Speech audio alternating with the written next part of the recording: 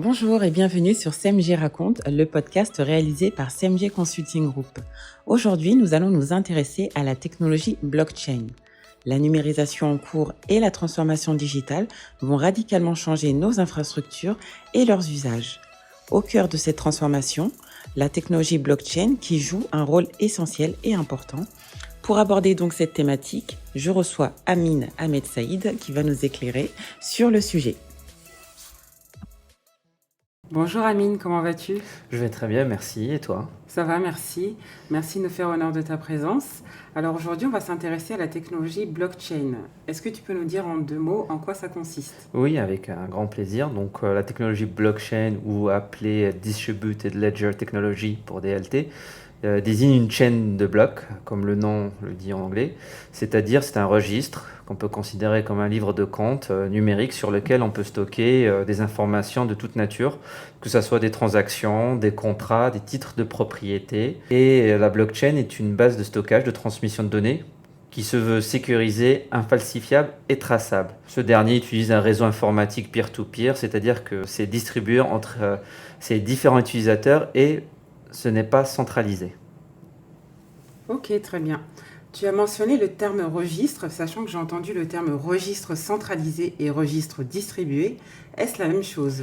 Non, ce n'est pas forcément la même chose, parce qu'un registre centralisé, c'est un ensemble de parties qui synchronisent leur base de données locale avec un registre centralisé, maintenu et contrôlé par un tiers de confiance. Je peux prendre l'exemple de Euronext ou de Bourse Direct, par exemple. Un registre distribué, c'est, imagine-toi que tu as un réseau de nœuds, et chaque nœud dans un réseau peer-to-peer, il possède une copie complète et mise à jour du registre. Et chaque modification de ce registre est communiquée à l'ensemble des nœuds qui valident collectivement ce changement via une méthode consensus, qui peut être par proof of work ou proof of stake. Et la blockchain constitue un exemple parfait de la technologie de registre distribué, parce que comme auparavant j'ai dit que c'était du DLT, et elle exploite la cryptographie, ce qui rend difficile à manipuler. Et il s'agit d'un grand livre distribué immuable, servant à enregistrer des transactions, à transférer des propriétés et à suivre les actifs. Je prends par exemple un outil que j'utilise beaucoup, qui est une technologie que j'utilise beaucoup, qui est Compound, qui est l'un des nombreux protocoles de finance décentralisés, ou DeFi en anglais, et il utilise plusieurs cryptocurrencies pour fournir ses services. Et ce service, c'est de permettre le prêt et l'emprunt requis sans intermédiaire financier comme une banque. Donc, en termes simples, Compound permet aux utilisateurs de déposer de la crypto-monnaie dans un pool de prêt pour que les emprunteurs puissent y accéder et les prêteurs qui ont cédé leurs fonds gagnent des intérêts sur les actifs qu'ils déposent. Bien sûr, en contrepartie, il y a autre chose, c'est qu'une fois que, imagine toi, tu es un prêteur, tu as effectué un dépôt, Compound t'attribue une nouvelle crypto-monnaie qui s'appelle un C-token, qui représente le dépôt. C'est-à-dire c'est une preuve de dépôt. Voilà. Très bien. Donc Amine, concrètement, ça ressemble à quoi un process de blockchain ? Pour moi, on peut subdiviser le process d'une blockchain en 5 étapes. Imagine-toi que tu es le client A et moi je suis le client B. Tu veux faire une transaction avec moi. Donc la première étape, c'est que A effectue une transaction vers B. La deuxième étape, c'est qu'il y a plusieurs transactions qui sont regroupées dans un bloc. Et la troisième étape, c'est que le bloc est validé par les nœuds du réseau moyen de techniques cryptographiques. Et l'avant-dernière étape, c'est que le bloc est daté, ajouté à la chaîne de blocs, d'où le terme blockchain, à laquelle tous les utilisateurs ont accès, d'où le fait que j'ai dit que c'était traçable. Et à la fin, la dernière étape, c'est que B, toi, tu reçois la transaction que B reçoit la transaction de A. Bitcoin, Ethereum, il y a une diversité de blockchains et de cryptos, on s'y perd facilement, Amine. Du coup, est-ce que tu peux expliquer aux novices comme moi en quoi ça consiste exactement ? Oui, je vais faire mon possible, sachant que le cryptosphère est un univers vaste et en perpétuelle expansion. Donc je vais essayer de donner une vision d'ensemble à partir de mes connaissances. Donc, déjà, comme tu l'as dit, il existe plusieurs technologies de blockchain. La plus connue, le Don Corleone, qui est Bitcoin, qui a été créé en 2009, qui est l'infrastructure d'échange du jeton Bitcoin, du même nom. Et il existe d'autres qui permettent d'échanger d'autres cryptos qui sont l'Ethereum et par exemple le Tezos, qui est français. Et parmi toutes ces blockchains, il y a différents mécanismes qui permettent de vérifier les transactions, qu'on appelle Proof of Stake pour POS et Proof of Work pour POW. Et bien sûr, dans chacune des blockchains, il y a la possibilité, bien sûr pas tous les blockchains, d'implémenter des smart contracts, qui sont des programmes informatiques qui permettent l'exécution d'opérations préprogrammées. Et en parallèle, il y a des milliers de cryptos qui sont scindés en plusieurs familles, sachant que surtout les médias font pas forcément le distinguo, ils confondent les choux et les patates. Donc vous avez les cryptocurrencies, vous avez les payment tokens et les asset tokens, et pour finir, vous avez les utility tokens. Ok, merci Amine. Tu as mentionné précédemment les différentes familles de la cryptosphère. Est-ce que tu peux nous donner une définition synthétique pour chacun? Oui, donc je commence par les cryptocurrencies, qui sont ceux qu'on entend le plus dans les médias, qui sont le Bitcoin et l'Ether pour Ethereum, qui sont des monnaies virtuelles utilisées comme value store ou medium exchange. Et les transactions sont vérifiées par des réseaux de nœuds exploités par des miners et enregistrés dans un DLT public. Quand j'ai pris l'exemple des miners, c'est plus dans le cas où on utilise le proof of work pour valider les transactions. Et le parfait exemple, c'est le Bitcoin, qui est basé sur ça. La deuxième famille, c'est les payment tokens. Et là, dans les payment tokens, il y a deux sous-groupes. Donc, le premier, qui est en ce moment d'actualité au niveau des banques centrales, qui est le CBDC, pour Central Bank Digital Currencies ou Sovereign Virtual Currencies.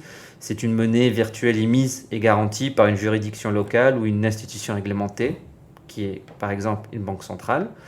Et vous avez celle qui est le plus active sur le marché, qui est les stablecoins, où là, il y a deux types. Vous avez les fully ou partially backed stablecoins.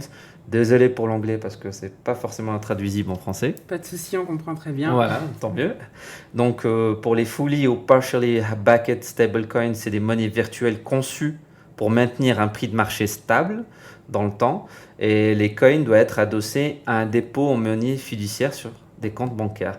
Je donne l'exemple de USDT qui est généré par l'entreprise Tether.